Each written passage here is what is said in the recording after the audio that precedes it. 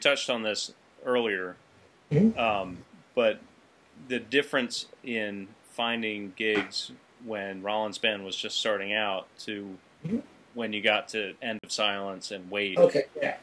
Well, a couple of things happened. When we first started out, we were already, you know, as it is, phrase goes, standing on the shoulders of giants, because we were, you know, because Henry had been in Black Flag. People were Black Flag played to a lot of people because they played relentlessly. They toured really hard, and they had an ethic which was really instilled early on by Greg Ginn, the guitar player, where they just toured and they worked a lot. And so, you know, we really benefited from the fact that they had a lot of exposure.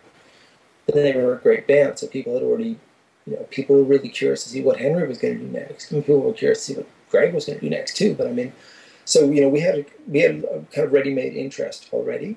So it was, I don't think it was that hard to book shows. So when people are curious, they'll very often they'll give you one shot. You know, you can, you know, somebody doesn't know what you're going to do, but you books in Detroit. It's like, yeah, I'll take a chance on that. And that's your one shot. You go there and you better be great or you're not going back. And it happened to coincide with the time when indie music was viable, you know. So at that time, you know, there would be, who was out? I mean, you know, Guar were touring, Butthole Surfers were touring, Meat Puppets were touring, DRI were touring, Bad Brains were touring.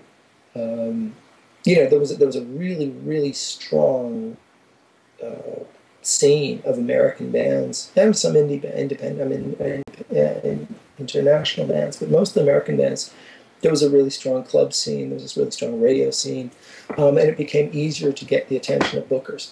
And so we started getting booked out of, who the hell was doing it? I can't remember the guy's name.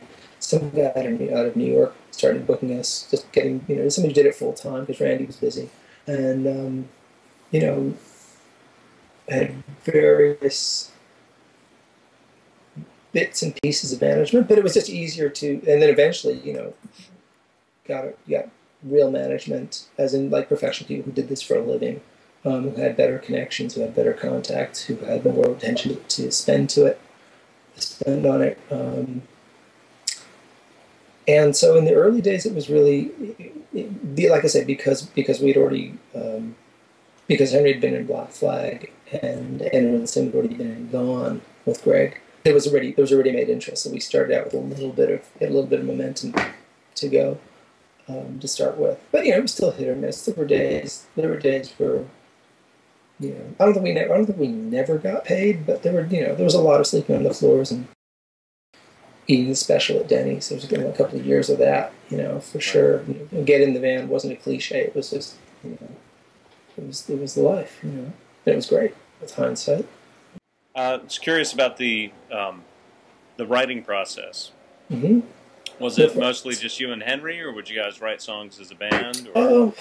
It varied a lot. I mean, the band is credited for writing all the songs because realistically, that's the final product. Even if it was, you know, basically it would work like this. I usually wrote a whole bunch of riffs, like A parts and B parts, verses and choruses or whatever, just riffs, no words. And would take it to rehearsal and show it to people, and we'd jam on it, and Henry would sit in the corner with paper and see if anything came to him. Go, yeah, I like that part, keep that part, get rid of the other part. Then we'd work on it. Or he'd have an idea, you know, hey, I got this thing, and maybe the riff would go da-da-da.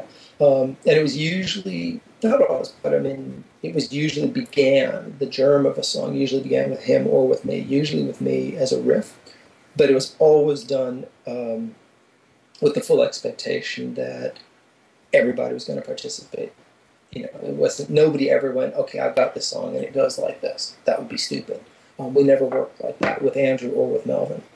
And so, you know, sometimes, you know, and Sim, you know, and Melvin both, you know, contributed stuff as well. But it was like, I think the kind of engine of stuff, I produced a lot of raw material. I got tapes and tapes and tapes, just riffs that I'd play for people, play for the band, and go, hey, let's try this one. And very often, you know, Andrew or Melvin or someone would go, wait a minute, that part's terrible. That bridge part you have in there works with that thing we were doing last week. So, you know, it was very, so the songs, so basically the germ of the songs would very often begin with me or Henry more often than not. Not always, but more often than not. And, but the songs were the collective product. So, and even if, you know, if I was sitting at home on my Porta Studio, because I did a lot of stuff back on a Tascam 144 with a drum machine, you know, even if if I wrote something and had an arrangement, you know, if I took it to the practice and if the final product was structurally unchanged, it was still a collective product because everybody had to sign off on it to some degree. I mean, I needed Andrew or Melvin's and Sim's kind of input. I mean, to know that it was okay. So they were still kind of writing by way of acknowledging, saying, yeah, we can do that. So it was always a collective process, you know. So, you know, and I don't remember who wrote what with specifics. I mean, I have tapes of the original versions of a lot of those riffs, but they're not the original song. They're not the way the songs ended up. So from 1982, your first record, to now we're at 2011, you've got a new record coming out. Another one, yeah. What is the difference there in how that record was recorded and your experience with that too? Oh God, yeah. Well, the Surfing Dave record, I mean, that was recorded to 2-inch tape at great expense, and very fraught because I mean, you know, when that was the first time we'd ever been worked in a 24-track studio, and back when that was a big deal. And, you know, time was money. You know, we had, you know, I think that whole record was recorded start to finish 5 days and mixed, you know, the 3 or something like that, you know. And nowadays, you know, you can get better mics for less money. You can find better rooms. And multi-track recordings become, you know, a home product. So, you know, the big difference is... well, on the one hand, I mean, the biggest difference is that the expense is much lower. You know, you can do a lot more on a lot less. You know, the upside of that is you can take your time, and more musicians have more access to more resources. The downside is that now nobody ever has to make any more choices. You know, you don't have to live with anything. You don't have to live with a bad punch-in, right. Or a take that slows down, because now you can just fix everything. So, you know, I think people have a little bit of an instinct to lose some of some of the sparkle, some of the stuff that's kind of edgier. Oh, the new record is called Definitely Maybe. It used to be called Fleeing Equilibrium. Now it's called Definitely Maybe. Chris Haskett and Brandon filming. Brandon's still in D.C. Doing Dog Eat Dog and doing you know, other gigs here and there. And happy birthday, Chuck Brown. 75 years old. Godfather Go-Go gave Brandon his first big gig. So I got to send a happy birthday to Chuck.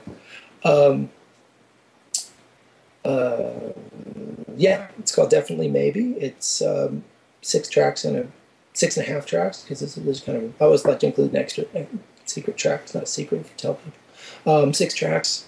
EPs. I find EPs are much more manageable, just because, you know, you can do them faster, which, you know, in my case, faster, one every 5 years. But you can do them faster, and you can keep them cheaper and just put them out more quickly, more often. So, you know, you can just kind of keep feeding stuff out.